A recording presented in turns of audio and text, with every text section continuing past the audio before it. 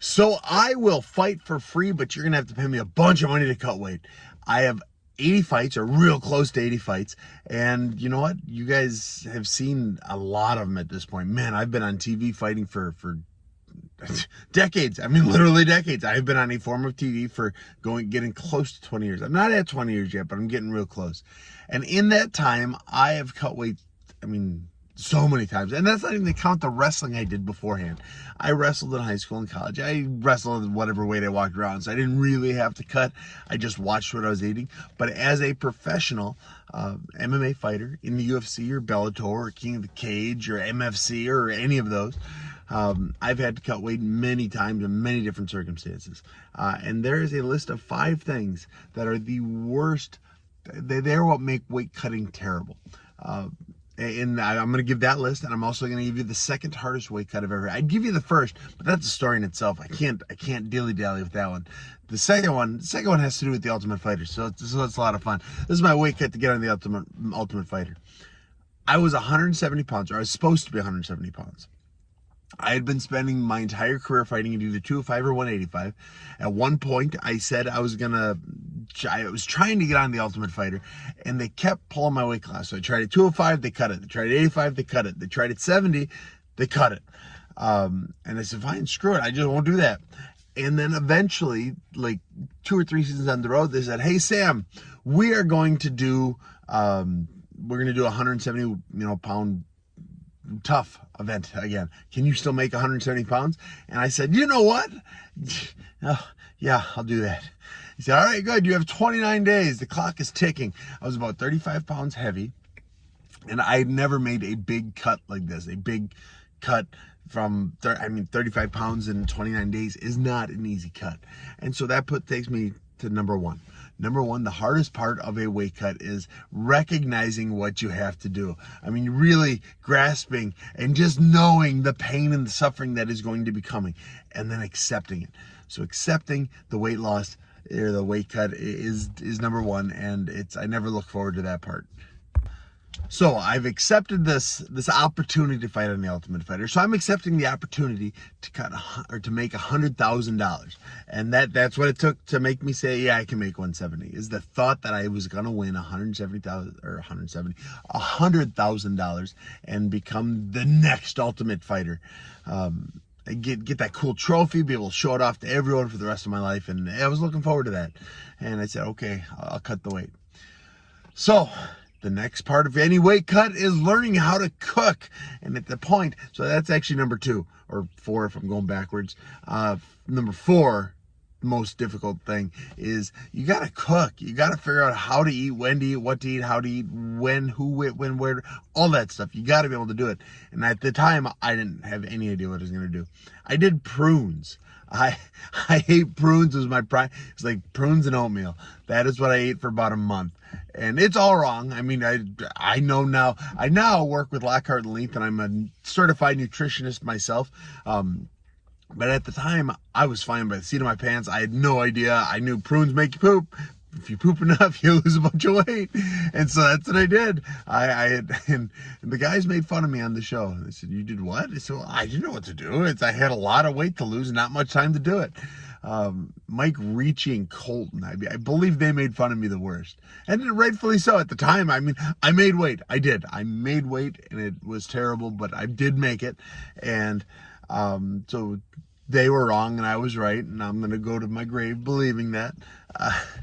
But yeah, that is definitely the second, fourth. I'm going backwards. 5 was recognizing what needs to be done. 4 is now cooking, the actual preparing everything. Now that I've been fighting for so long, I cook well. I mean, I've got my Traeger grill. I am constantly on that thing. I'll meal prep for the week.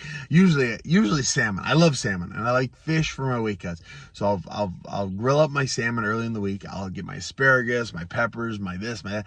Get my veggies, and I'll just start portioning it out. And I will eat salmon and asparagus and maybe some rice every meal of the week.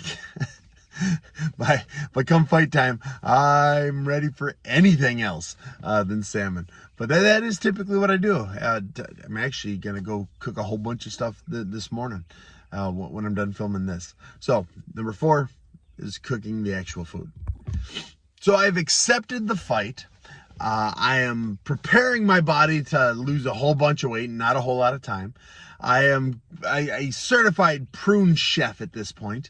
And now the next thing you have to do, which I knew at the time, if you got to lose weight, you've got to run, and the actual exercise outside of training. So the number 3 for my list of things that are terrible to do is running. I hate running. Those of you that know me or follow me on TikTok and Instagram and all that stuff, I'll make posts about how stupid I feel when I run and how stupid people are who enjoy running. Nobody enjoys running. Have you ever seen somebody looking happy while running? It's never once happened. And if you like running, you're dumb. And for me, you know, I almost put running as the number 1 thing, but I'll get into why number 1 is number 1. The number 3 thing is running. It's terrible. So for this particular fight-based camp, you know, where I had to lose a bunch of weight and not much time for the Ultimate Fighter, I ran all day long. I mean, I'd run 4 or 5 miles a day. It wasn't all at once because I'm not a good runner. I can't do 5 miles straight. Maybe I can now. I couldn't then. So I would run 2 miles here, 2 miles here, another mile. I would just be running all day long. And then I'd go practice, and then I'd go to work, and then I'd go to my other job, and then I'd come back and practice, and I'd go to my 3rd job, and then I'd run again. It was a constant tax on my body, and it was exhausting. And I was eating prunes and oatmeal, so I wasn't getting the protein I needed. I felt like garbage for a month this particular way. I mean, I felt like garbage. It was really bad, but I made weight. I got my body with the prunes, the oatmeal, and the running, and then practice, of course. I got myself to within 11 pounds of what my eventual weight had to be. So I was if I had to be 170, I was 181. I think I had to be 171, so I was 182. So we make weight on Friday, Thursday night, 11 pounds over. And it was a rough weight cut. So the number two thing of difficultness with weight cuts is the week of the fight. The week of the fight is you cut all carbs. I mean, you don't have any carbs. It is all fats and protein. Sometimes it tastes great, but you stay away from the sugars too. Sometimes it tastes great, but for the most part, you just have a brain fog. I mean, everything is like, yeah, okay, yeah. Now in the ultimate, most of the time my wife is there in my corner. My coaches are there. Anytime I'm like just zoning out, they're there to pick up the slack, and they can sign stuff. They can hand me stuff, sign this, do that. This was the Ultimate Fighter. I wasn't with my team. I had kissed my girlfriend, wife now at the time. I said, deuces, I'll see you in 6 weeks. And if you hear from me, it means I lost. And so hopefully you don't hear from me.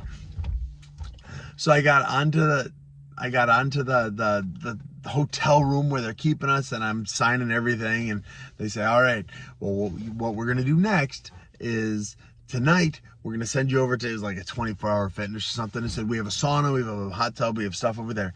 We're going to send you over there, so bring our stuff, we can make weight, and then tomorrow morning we're going to go back to another place to cut weight if you need to lose anything more, and that'll be, then you step on the scale. So I said, okay, that sounds great. That's about what I've always done. I cut a little bit tonight, I cut most of it tomorrow, and then we're good. So I went over to the 24-hour fitness. Now this brings me to the hardest part of any weight cut is the actual weight cut, is the sitting in the sauna, sitting in the hot bath. Because of this story now, I don't cut weight in saunas anymore. It is all bathtubs, 100% bathtubs. Went over to the 24-hour fitness, or went over to wherever it was that the UFC brought us. And I had my big coats on, my sweatpants, my sweatsuit, whole 9 yards. Yes, I'm going to get in. Now, I'm cutting 11 pounds by myself. I no assistance. Nobody's watching me. Nobody's making sure I'm dead. There's a bus driver that'll drive me there, and a bus driver that'll drive me back. They put me into this sauna.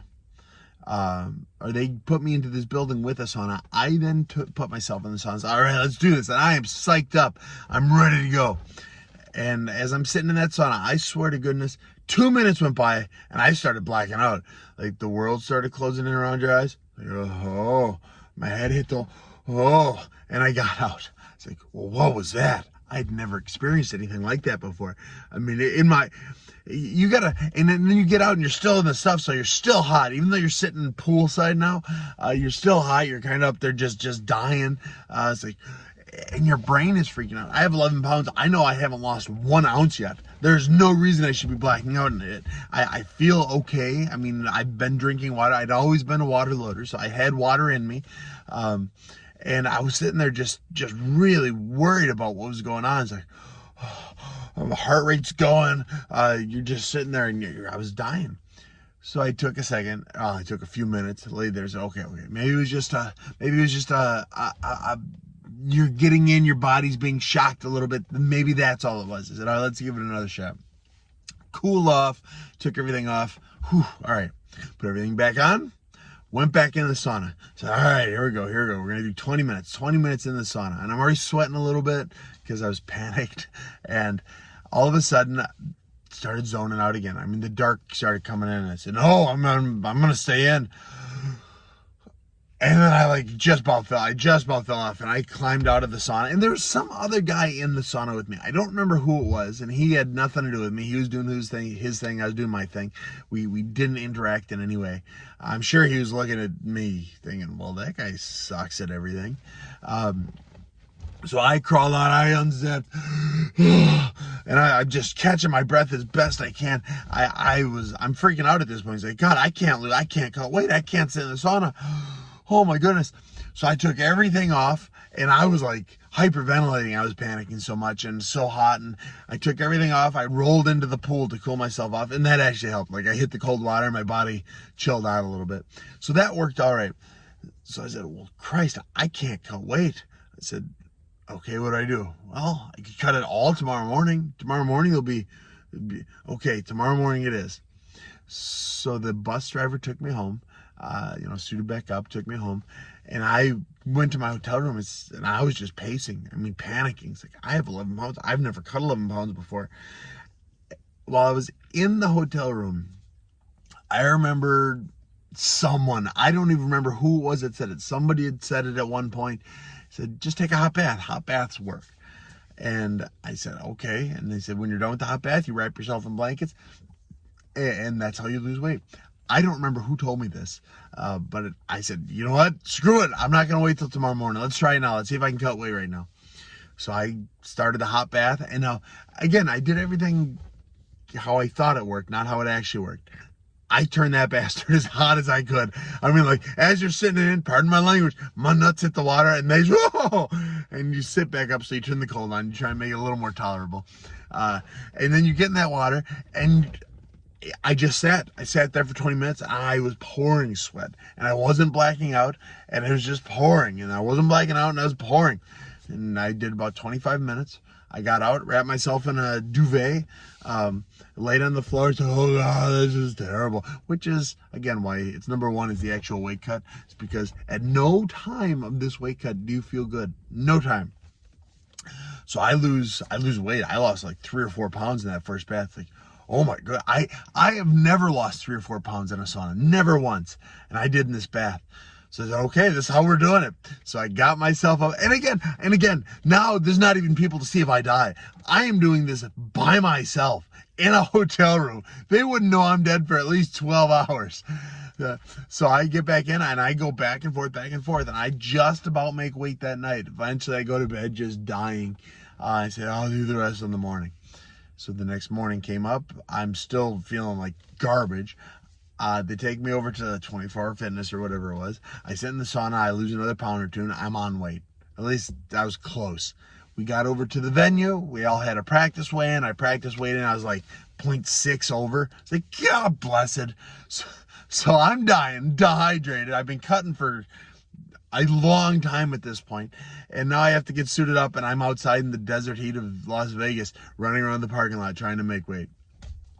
Step on that bad boy, the scale the second time. I'm on weight. Yeah, fuck everyone else. And I go on to beat Leo Kuntz in a big knockout. The next day we step in the cage. I'm fighting some guy named Leo Kuntz. Yeah, exactly. He comes at me. Bam! Big for a 170-pounder today. First round, everyone was impressed. I was the first pick of the Ultimate Fighter, Team Carwin. I didn't win the show, but I always feel cool being first pick. Me and Jesse Taylor, a good buddy of mine, were first pick. And yeah, we that was the second hardest weight cut I've ever had, and I did it. Mind over matter. If you don't mind, it don't matter. it was rough. Yeah, so let's go over the 5 again. 5 is preparing for what you're about to do. 4 is cooking. Cooking can get difficult and bland. 3 is the actual running and the working out that it takes to lose weight. We go 2 is the week of weight cut where you're just carbless and you're just feeling like slow and everyone needs to do stuff for you. And number 1 is sitting in that hot tub, sitting in that sauna, just being miserable for literally hours on end. Even though all of that was happening, and even though everything I did was hard and tough and all that, like I say at the end of every show, every video, never don't smile, guys. It was rough, but it was worth doing it. I didn't win the show. It was worth doing it. There's always a reason to smile. So you guys, never don't smile.